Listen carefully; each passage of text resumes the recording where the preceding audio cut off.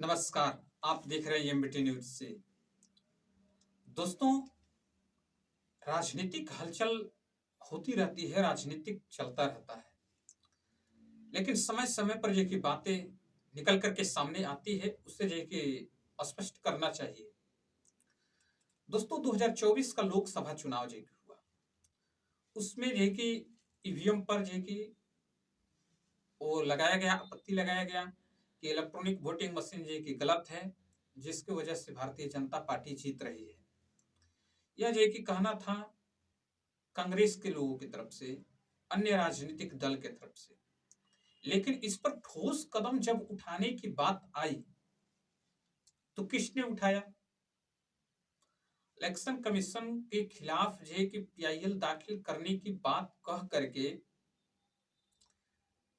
राहुल गांधी मौन धारण कर लिए, खामोश हो गए, चुप हो गए।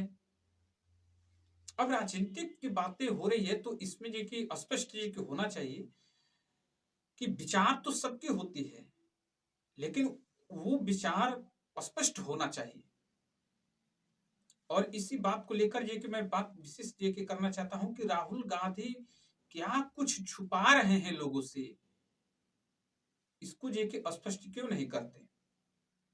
लोकसभा 2024 में ये कि वही हुआ।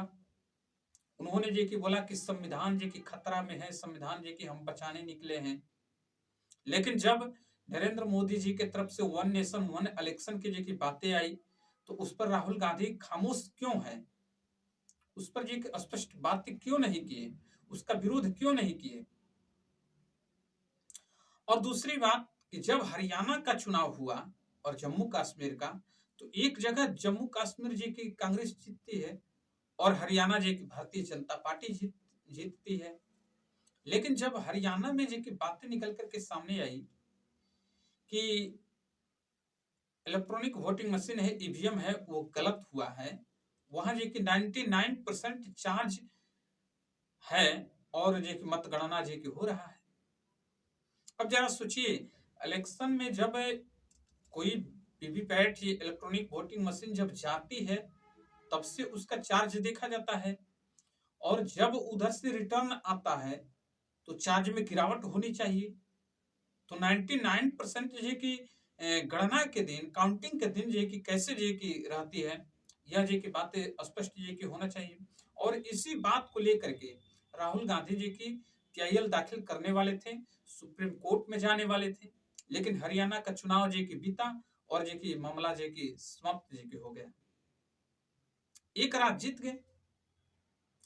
फिर वही जे की दोहराने की जे की प्रक्रिया जे की चली कि अब महाराष्ट्र और झारखंड का जे की चुनाव जे की है, तो महाराष्ट्र और झारखंड में जे की क्या हुआ, एक जगह कांग्रेस चुनाव जीत जाती है और एक जगह जे की चुनाव जे की हार जाती है। जहां चुनाव हार जाती है वहां पर जे की आरोप लगाया जाता है कि इलेक्ट्रॉनिक वोटिंग मशीन 99% ये की चार्ज थी।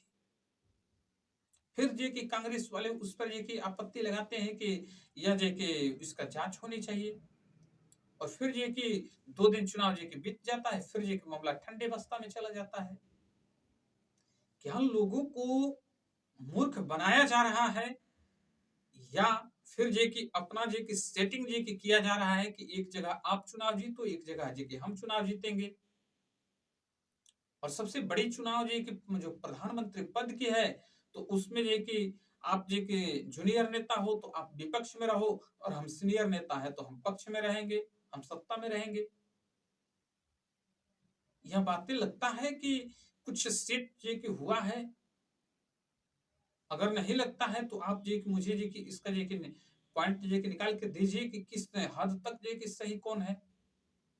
हमें तो ऐसा नहीं लगता है कि देखिए राहुल गांधी जिस मायने में जे कि चल रहे हैं वह मायने जे कि सही है। मैं अलग किस पार्टी की जी की बात करूं, अलग जो है कि अगर विपक्ष में जे कि समाजवादी है, आरजेडी है, तमाम जे कि दल हैं, लेकिन सभी दल जे कि अपने अपने जगह पर जे कि कार्य कर रहे हैं। तो ये कुछ पॉइंट हैं जिस पॉइंट को लेकर के अभी भी सनसनी जी की बनी हुई है, और इस चीज को लेकर के बड़ा उलट फिर जी की समझ में आता है बात। इस पर जी की गंभीरता से जी की सोचना चाहिए, लोगों को सोच विचार जी कि जरूर करना चाहिए। आप कहाँ से हमारे चैनल को देख रहे हैं, जरूर जी बताइएगा। तब तक के लिए बहुत बहुत धन्यवाद।